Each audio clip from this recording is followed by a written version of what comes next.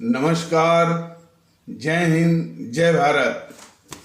भारतीय अवाम ताकत दल अपने भारतीय भाई बहनों अर्थात अपने देश भारत की जनता अर्थात अपनी भारतीय अवाम से भारतीयता आधारित आपसी श्रद्धा, भारतीयता आधारित आपसी स्नेह, भारतीयता आधारित आपसी प्रेम, भारतीयता आधारित आपसी अखलाक मोहब्बत, भारतीयता आधारित आपसी सहयोग, भारतीयता आधारित आपसी सम्मान, भारतीयता आधारित आपसी एकता, भारतीयता आधारित आपसी भाईचारा तथा भारतीयता आधारित आपसी सद्भाव को समझने व इन्हें आत्मसात करके वैसा ही और उसी अनुसार आचरण एवं व्यवहार करने हेतु और इसके समस्त भारत में प्रचार प्रसार करने हेतु और इसकी अहमियत और महत्व को प्रत्येक देशवासी को समझाकर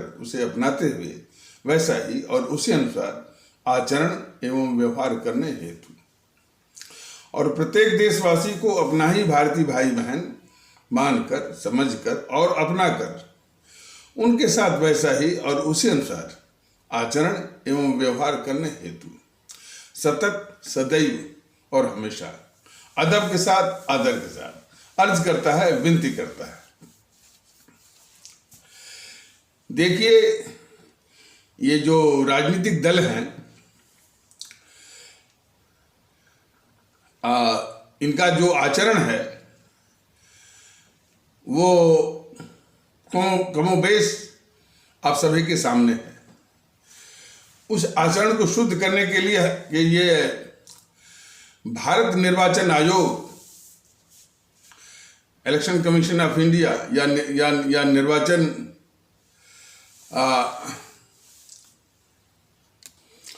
तो इलेक्शन कमीशन ऑफ इंडिया ये गाइडलाइंस भी, दिशा निर्देश भी जारी करता रहता है। इन दलों जो तथाकथित जो दल हैं और उसमें भी खास करके मुख्य धारा के जो दल हैं जिनको मान्यता मिली हुई है, उन गाइडलाइंस का कोई असर नहीं है। और मैं तो भारत निर्वाचन आयोग से या इलेक्शन कमीशन ऑफ इंडिया से ये कहना चाहूँगा कि थोड़ा सा वो सीख ले और लोगों को सिखा दे। हमारे जो संत हुए हैं, कबीरदास, रामकृष्ण परमहंस, नानक जी, कबीरदास का वो दोहा कि सांझ बराबर तब नहीं, झूठ बराबर पाप, जाके हृदय साँच है ताके हृदय आप। उनके उपदेश का तात्पर्य ये है कि सत्य के आचरण के बराबर कोई तपस्या नहीं है, माने इनके बराबर कोई तपस्या नहीं है, और झूठ के आचरण के बराबर कोई पाप नहीं है। भारत निर्वाचन आयोग अपने आंखों के सामने देख ले कि ये जिन राजनीतिक दलों की मान्यता आपके द्वारा मिली हुई है, वो दल बराबर झूठे ही बोलते हैं, तो हर वक्त ये पाप ही करते हैं। और यदि इनके हाथों में सत्ता आती है और यही सत्ता छीन रहे हैं, इन्होंने देश का क्या हाल किया है, समाज का क्या हाल किया है, सरकारी तंत्रों का क्या हाल किया है, ये सबके सामने है। तो जरा इनसे सीख ले, कम से कम वो कबीरदास से, जो हमारे इतने बड़े महान संत थे कि सांझ बराबर तप नहीं, झूठ बराबर पाप, जाके हृदय साँच है ताके हृदय आप। मतलब कि सत्य के आचरण के बराबर कोई तपस्या नहीं है, और झूठ बोलने या झूठ के आचरण के बराबर कोई पाप नहीं है। तो ये राजनीतिक दल हमेशा पाप ही करते हैं, झूठ ही बोलते हैं। और ये खास करके तीनों संत जो है, और उसमें रविदास भी आते हैं, संत रविदास हैं, सूफी संत भी हैं। इनके कहने का और इन्होंने जो जो भी उपदेश दिया है वो हमारे जीवन की जो रोजमर्रा मतलब कि हमारी जो रूटीन लाइफ है, जो जो जो जो हमारा जो दैनिक जीवन है, और दैनिक जीवन में जितनी भी वो वृत्तांत और वस्तुएं दृष्टिगोचर होती हैं, उन्हीं के आधार पर वो समझाने का प्रयास किया है। तो और इसलिए ये पांचों संत जो है ज्यादा पढ़ने पर उनका बल नहीं है। आप ज्यादा पढ़ लीजिए और पोथी का पोथी रट लिया, रामायण का रामायण रट लिया, कुरान रट लिया, बाइबल रट लिया, इससे कोई मतलब नहीं है। आप थोड़ा ही पढ़िए, लेकिन उसको जीवन में उतारिए। और कबीरदास जी ने तो यहां तक कह दिया कि पोथी पढ़ जग मुआ, पंडित भया न कोई, और 2.5 अक्षर प्रेम का पढ़े सो पंडित हो। तमाम इस तरह से जो है टीवी चैनलों पर डिस्कशन होता है। सुधांशु त्रिवेदी महोदय तमाम अपने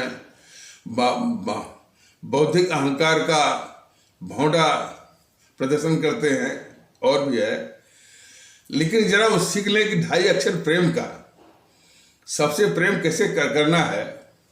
और साझी सोच, हमारे देश में जो भी सोच होनी चाहिए वो साझी सोच होनी चाहिए। अकेले जो है वो हिंदू सनातन की बात थोपने से यानी काम नहीं चलेगा। साझी सोच तो ये सीख खास करके हिमांशु त्रिवेदी जैसे लोगों के लिए विशेष रूप से है कि पोथी पढ़ जग मुआ, पंडित भयान को 2.5 अक्षर प्रेम का पढ़े सो पंडित होए। और वाणी के लिए भी उन्होंने कहा कि ऐसी वाणी बोलिए मन का आपा खोए, और उनको शीतल करे आपो शीतल हो। मन इस तरह की वाणी आप बोलिए या उसका उच्चारण करिए कि दूसरों को अच्छा लगे, शीतल करे, उनको ठंडक लगे और आपको भी अच्छा लगे। तो कहने के मतलब कि ये सुधांशु त्रिवेदी जो मंडली है कभी भी इन संतों की बात नहीं करती है। रविदास का वो संदर्भ लेती है ये मंडली। एक बार हिमांशु त्रिवेदी को देखा गया कि संत रविदास की बात करते हैं, लेकिन क्या वो जो है राम भक्ति ठीक है, लेकिन उससे ज्यादा जरूरी है कि जो इंसान के आचरण को कैसे शुद्ध करना है, इसके विषय में जो उनका उपदेश है वो ज्यादा महत्वपूर्ण है।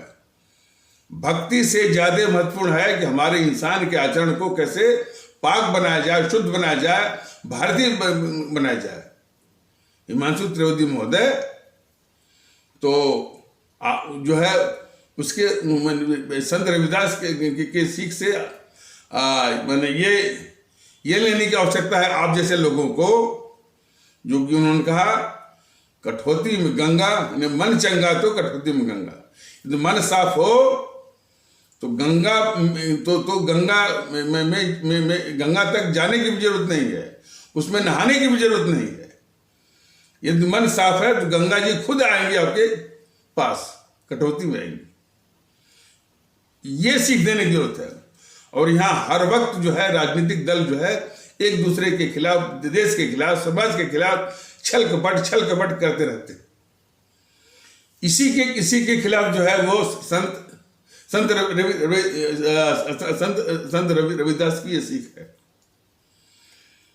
सूफी संतों ने भी सीखा है कि इंसान की खिदमत करिए, अल्लाह को खिदमत मिल जाएगी। इंसान की खिदमत, इंसान को मत भूलिए।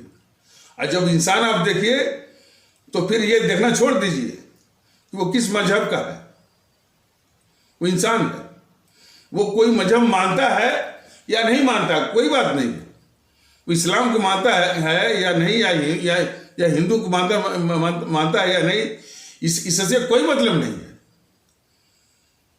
उसकी सेवा, उसकी खिदमत आप करेंगे। तो यदि आप अल्लाह के भक्त हैं, ईश्वर के भक्त हैं, तो उनको भक्ति मिल जाएगी। तो भक्ति करने से ज्यादा जरूरी है इंसान की खिदमत और सत्य का आचरण, मन की सफाई, इसकी सख्त जरूरत है। आज राजनीतिक दलों ने इतना तिकड़म सिखा दिया है, इतना छल कपट सिखा दिया है, इतना जो है वो द्वाराचरित सिखा दिया है कि इससे पूरा समाज जो है वो पीड़ित है। और अंतर्राष्ट्रीय स्तर पर भी तो भारतीय जनता दल बराबर इस बात को कह रहा है। एक तो हमारे इन जो महान संत हैं, कबीरदास हैं, नानक जी हैं, रामकृष्ण परमहंस हैं और रविदास जी हैं, सूफी संत हैं, इनकी सीख को अपनाने की आवश्यकता है। और उस साथ में तुलसीदास जी हैं, रविदास हैं इत्यादि, रसखान जी भी हैं। तो इनकी सीख को अपनाने की आवश्यकता है। तुलसीदास जी ने खुद धर्म के विषय में कहा है, हालांकि धर्म का जो व्यापक अर्थ है वो किसी मजहब से नहीं है। धर्म का जो व्यापक और वास्तविक अर्थ है वो फर्ज, ड्यूटी, कर्तव्य, उससे है। इसलिए बोला जाता है ना कि भाई वो ये राजधर्म निभाइए। राजधर्म ने राजा का जो प्रशासक है उसका क्या धर्म है उसको निभाइए। तो धर्म का तो किसी मजहब से लेना देना ही नहीं है। धर्म का वो हिंदुत्व से, सनातन से बिल्कुल लेना देना नहीं है। सनातन और हिंदुत्व एक पंथ है और इस्लाम भी एक पंथ है, धर्म नहीं है। ईसाई भी एक पंथ है, धर्म नहीं है।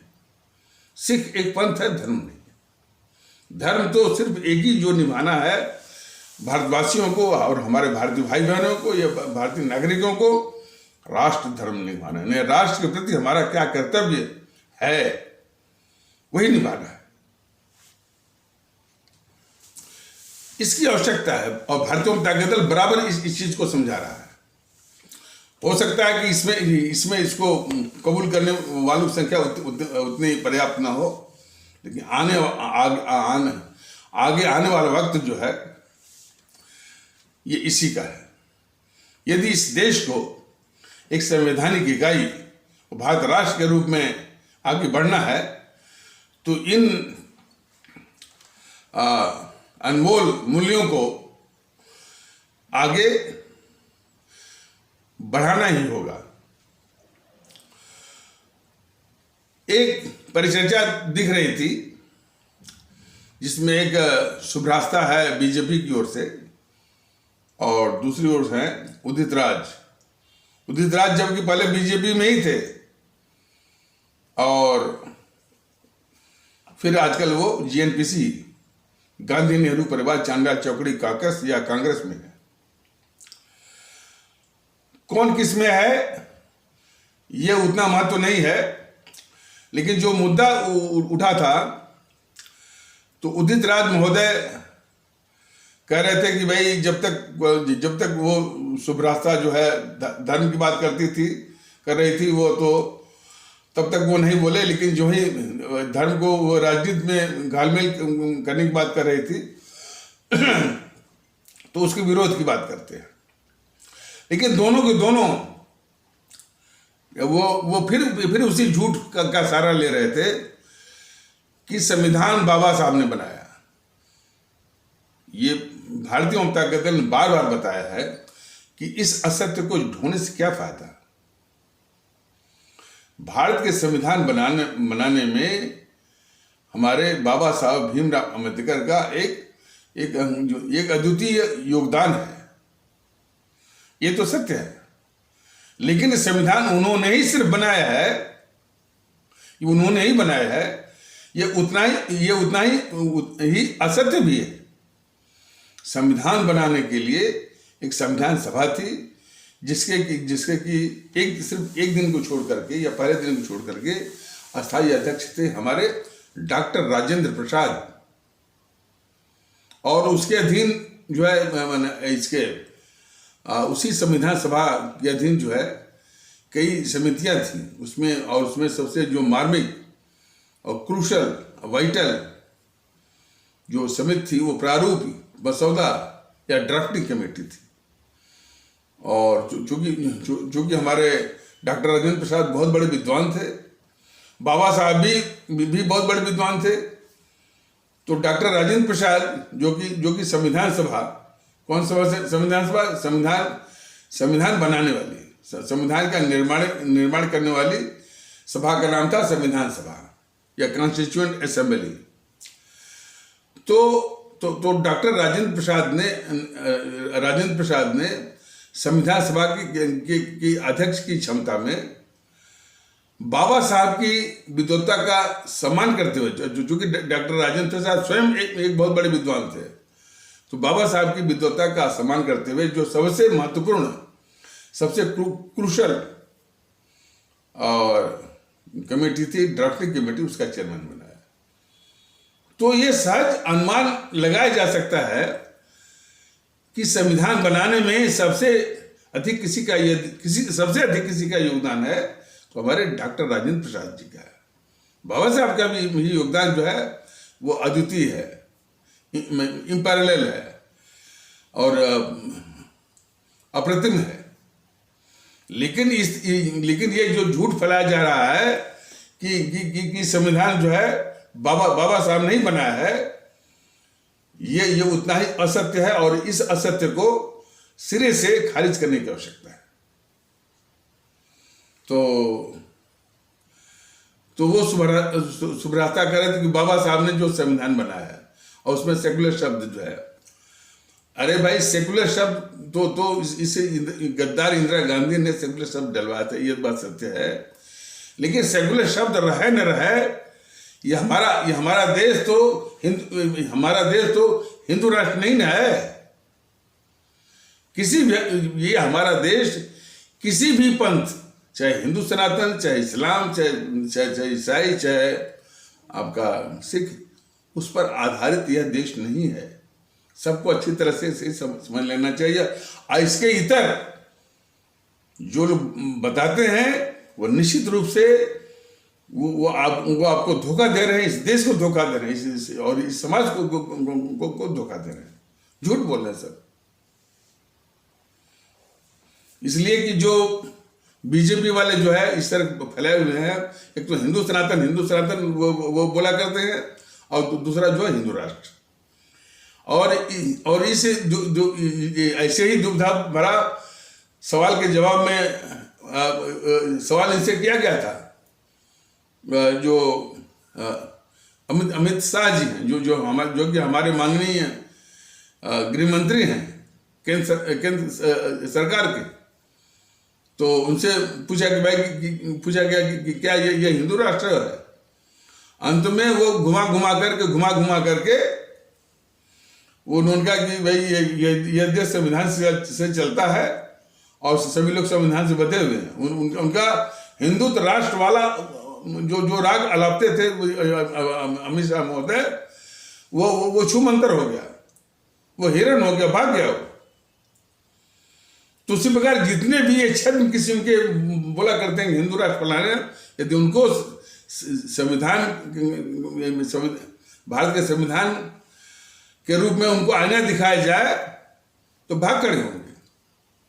लेकिन इस तरह के लोगों को, उनको माने मानसिकता के आधार पर कि वो मानसिकता बदलें, और समस्या दी जाएगी कि समस्या तो गंभीर तब बन जाती है कि इतने नामी गिरामी संगठन आरएसएस, राष्ट्रीय स्वयंसेवक संघ का जो मुखिया प्रमुख है, भागवत जैसे लोग, वो भी बोला करते हैं हिंदू राष्ट्र। और वो कितना झूठ बोलता है ये मोहन भागवत जैसे लोग, और वो भी कुतर्कों के साथ, वहीं तक वो थमता नहीं है। वो और भी आगे जो है कुतर्क वो गढ़ता है, कहता है कि हम जितने भारत में लोग हैं उनको हिंदू मानते हैं। इस तरह की बात करना कितना जो है हमारे देश का अपमान है। भाई तरह तरह की आस्था के मानने वाले हमारे देश में हैं, हिंदू सनातन के भी, इस्लाम के भी हैं, फलाने हैं। वो मोहन भागवत कह रहा है कि हम सबको हिंदू मानते हैं। तो और पता नहीं कहाँ से इन्होंने एक सुप्रीम कोर्ट से एक जजमेंट लिखवा लिया कि हिंदुत्व कोई पंथ नहीं बल्कि जीवन शैली है। वो तो हर एक पंथ की अपनी अपनी शैली है, जीवन शैली है। इसमें नई बात कौन सी है? वो इसमें कौन सी नई बात है? सिर्फ हिंदू सनातन के लिए हर एक पंथ की अपनी अपनी शैली है, जीवन शैली है। तो सुब्रता बोल रही थी कि बाबा साहब ने जो संविधान बना, एक तो पहला झूठ, बाबा साहब ने संविधान नहीं बनाया। संविधान बना जो है संविधान सभा, जिसके अध्यक्ष थे हमारे डॉक्टर राजेंद्र प्रसाद। ये सत्य था, बाबा साहब ने संविधान नहीं बनाया। और सेकुलर शब्द जो है, एक खुराफाती शब्द जो है, उस गद्दार इंदिरा गांधी ने इमरजेंसी के दौरान एक बंधक बनाई गई संसद के द्वारा वो उसने पारित करवाया। हमने सेकुलर शब्द जो है संविधान के प्रस्तावना में डाल करके, तो यह भी बहुत बड़ा कॉन्स्टिट्यूशनल फ्रॉड है। एक जो है संवैधानिक छल जो कि उस गद्दार इंदिरा गांधी ने किया। तो सेकुलर का कोई वजूद नहीं। हाँ, उसका दुरुपयोग खूब हो रहा है, वो खूब हो रहा है। मतलब कि जितने भी भारतीय समाज विरोधी और भारत विरोधी ताकतें हैं, वो इसी सेकुलर शब्द को ढाल बनाते हैं। और वही नहीं, जितने भी भ्रष्टाचारी हैं, जितने भी दुराचारी हैं, जितने भी अपराधी हैं जो कि राजनीति में घुसे हुए हैं, वो सब इसी सेकुलर शब्द को ढाल बनाते हैं। तो वो गद्दार इंदिरा गांधी ने ऐसे ही नहीं वो डाला था। तो और वो भी सेकुलर में एक जो है, जो मैंने उसमें भी विभेद क्या है कि एक पंथ की बात करिए तो वो कम्युनल हो जाता है, दूसरे पंथ की बात करिए तो वो सेकुलर हो जाता है। ये भी उन सबों का एक दोहरा चरित्र है। तो सुब्रता कह रहे थे कि बाबा साहब ने जो संविधान बनाया उसमें सेकुलर नहीं था, सेकुलर बाद में जोड़ा गया। तो और ये उदित राज कह रहे थे कि भाई कि ये जो है वो हिंदू राष्ट्र कहना छोड़ दें। तो दोनों ओर से कहने मतलब कि ये हिंदू राष्ट्र की बात करना जो है हमारे देशवासियों के साथ छल है, धोखा है। जो हमारा देश जो है एक संवैधानिक इकाई है, भारत राष्ट्र है, जिसका कि किसी भी पंथ से कुछ लेना देना नहीं है, उसको हिंदू राष्ट्र कहना या हमारे हिंदू सनातन आस्था वाले भारतीय भाई बहनों को डराना कि यदि आप जो है बीजेपी को वोट नहीं देंगे तो गजवाए हिंद आ जाएगा, दारुल इस्लाम आ जाएगा और जो है वो इस्लाम आधारित जो है वो राष्ट्र बन जाएगा। तो सब दिन रात जो है, रातों दिन, डे एंड नाइट, ये सब झूठे ही बोलते हैं। तो झूठ बोलने का जो पाप करते हैं, तो इसलिए जब वो मान समाज में रहते, मान ली सत्ता में नहीं है, तो समाज में जब रहते हैं तब भी ये समाज में जहर घोलते हैं। सत्ता इनको मिल जाती है तो तंत्र में भी और या तंत्र के ऊपर काबिज होकर के वहां भी झूठ का जहर जो है वो घोलते हैं। लेकिन इन बातों को बताने का, समझाने का की सार्थकता तब होगी जबकि आप सभी भारतीय भाई बहन भारतीयता के आधार पर एक होकर के इन देश विरोधी ताकतों को, बीजेपी भी एक देश विरोधी ताकत है, क्यों कि इस तरह की बात फैलाना कि हमारा एक संवैधानिक देश भारत है, ये हिंदू राष्ट्र, हिंदू सनातन, और हिंदू सनातन की बात जो है आरएसएस करके जो है हमारे इस्लाम आस्था वाले भारतीय भाई बहनों को डरा करके जो है वो कांग्रेस जो कि इस देश की सबसे बड़ी अभिशाप संगठन है, उसकी झोली में ये ढकेलने का काम आरएसएस और बीजेपी के लोग करते हैं, हमारे इस्लाम आस्था वाले भारतीय भाई बहनों को। इसको समझने के लिए एक फिल्मी गीत का हम उदाहरण दे रहे हैं। एक फिल्म थी इज्जत, और उसमें एक गाना है, और इस गाने को और उस गीत के रचयिता हैं मशहूर शायर साहिर लुधियानवी जी ने लिखा है। शुरुआत तो यहीं से होती है कि क्या मिलिए ऐसे लोगों से जिनकी फितरत छुपी रहे, क्या मिलिए ऐसे लोगों से जिनकी फितरत छुपी रहे, नकली चेहरा सामने आए असली सूरत छुपी रहे। यही परिदृश्य जो है भारत निर्वाचन आयोग से मान्यता प्राप्त मुख्य धारा के मेन स्ट्रीम के पार्टियों का है।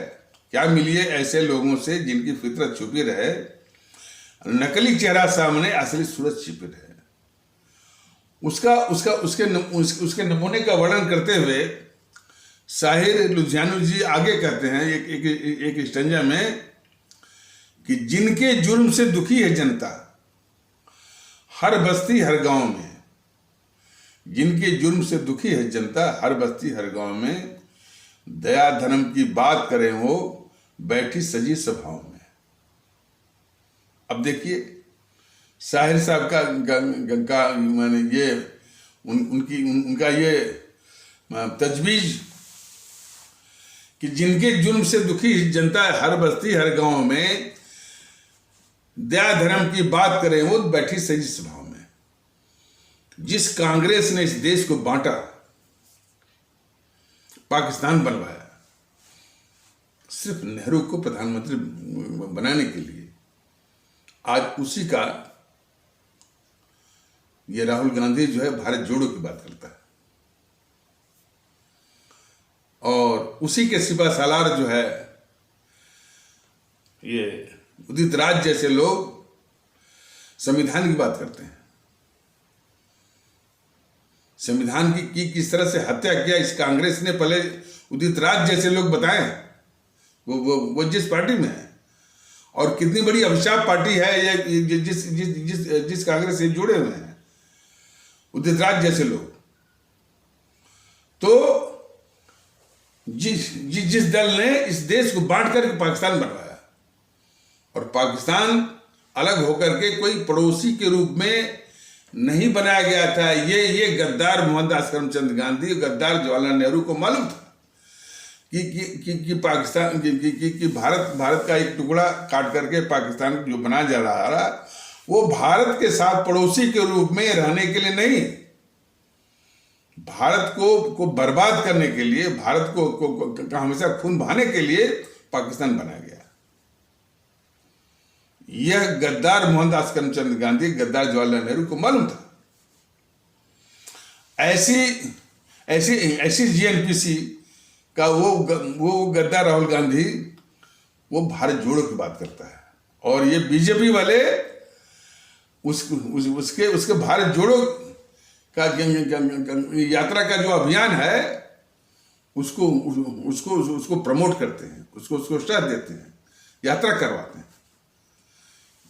ये दुखड़ा है इस देश का। तो और जो पार्टी अपने को कहती है हम कि हम राष्ट्रवादी हैं, और वो देश के खतरनाक दुश्मन और खास करके राजनीतिक पार्टी के रूप में जीएनपीसी, गांधी नेहरू परिवार, चांडा चौकड़ी काकस या कांग्रेस और कम्युनिस्ट, और इस तरह के दलों को, इनको भारत की पावन धरती से समूल समाप्त करने के बजाय इनको पाल रहे हैं, और अपने को ये कहते हैं राष्ट्रवादी।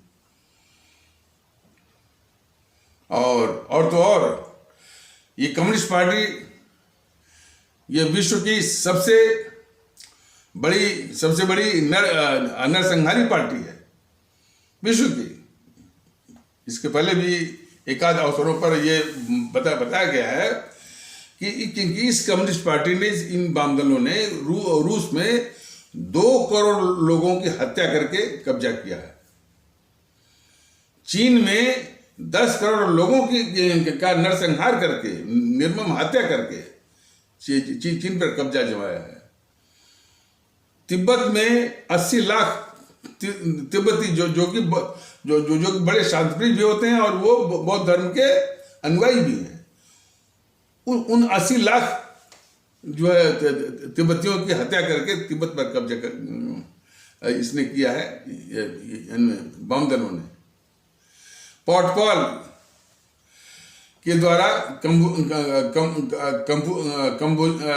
कंबोडिया में, कंबोजिया भी कहते हैं कभी कभी, वहां पर 20 लाख लोगों को, भारत में भी पश्चिम बंगाल में जब इनका शासन था करीब 35 या 38 साल तक लगातार, उस दौरान जो 50,000 राजनीतिक हत्याएं हुई हैं इन वामपंथियों की सरकार के दौरान। केरल में भी 10,000 के आसपास जो है राजनीतिक हत्याएं हुई हैं जो इन्हीं वामदलों के द्वारा। ऐसे वामदलों के प्रवक्ताओं को ये टीवी चैनल वाले बुलाते हैं और आकर बोलते हैं, ये धर्म निरपेक्षता पर बात करते हैं, सेकुलरिज्म पर बात करते हैं, गरीबों के लिए बात करते हैं। बताइए, समाजवादी पार्टी कहती है अपने को कि समाजवाद या लोहिया जो थे डॉक्टर राम मनोहर लोहिया के आदर्शों का पालन करती है, और जबकि वो उसके शासन में गुंडागर्दी, माफिया राज, अराजकता, दादागिरी, इस तरह के माहौल बनाने वाली पार्टी अपने को कहती है कि हम जो है लोहिया जी के आदर्शों पर चल रहे हैं, उनके समाजवाद की बात करते हैं। वही हाल जो है आरजेडी की है, वही अन्य पार्टियों की। तो जो हमारे शाहिर लुधियानवी जी का जो इस तरह से माने उनका तजुर्बा था और तजवीज़ थी कि जिनके जुर्म से दुखी है जनता, हर बस्ती हर गांव में दया धर्म की बात करें वो बैठी सजी सभाओं में। उनका ये तजवीज़, उनका ये तजुर्बा, उनका ये उपदेश, उनकी ये सीख जो है, इतने खतरनाक जो ताकतें हैं उनके आगे ये बौनी हो गई है। लेकिन हमारे आदरणीय भारतीय भाई बहनों, हमारे आदरणीय भारतीय आवाम, वो जो कुछ भी है वो सब कर रहे हैं, वो हमारी आपकी मानसिकता पर ही वो खेती कर रहे हैं। तो हमारी आपकी मानसिकता जब तक जातिवाद में फंसी रहेगी, संप्रदायवाद में फंसी रहेगी, सांप्रदायिकता में फंसी रहेगी, भाषावाद में फंसी रहेगी और प्रांतवाद में फंसी रहेगी, क्षेत्रवाद, समूहवाद, इसी तरह के और जहरवाद में फंसी रहेगी, ये ताकतें, ये देश विरोधी, भारत विरोधी, भारतीय समाज विरोधी ताकतें इसी तरह की हरकत वो करते रहेंगे। और इस देश की, और खास करके हमारे देश में जो मजलूम भारतीय भाई बहन है, गरीब भारतीय भाई बहन है, उनके जो है उनके दुखों का जो सिलसिला है उस पर जरा भी फर्क नहीं आने वाला है। फर्क तभी आएगा कि ये देश विरोधी ताकतों को आप ईवीएम मशीन पर भारतीयता के आधार पर एक होकर के वो नस्ल नाबूद को सुनिश्चित करिए। यही संदेश, यही निवेदन भारतीय जनता दल अभी फिलहाल यूट्यूब के, सोशल मीडिया के, यूट्यूब के वीडियो के माध्यम से कर रहा है। तो भारतीयता को आगे बढ़ाइए और भारतीयता आधारित एकता को आगे बढ़ाइए, गंगा जमुनी तहजीब को आगे बढ़ाइए। तो इन्हीं आवश्यक शब्दों के साथ इस आवश्यक परिचर्चा को यहीं पर विराम दिया जाता है। तब तक के लिए नमस्कार। जय हिंद, जय भारत।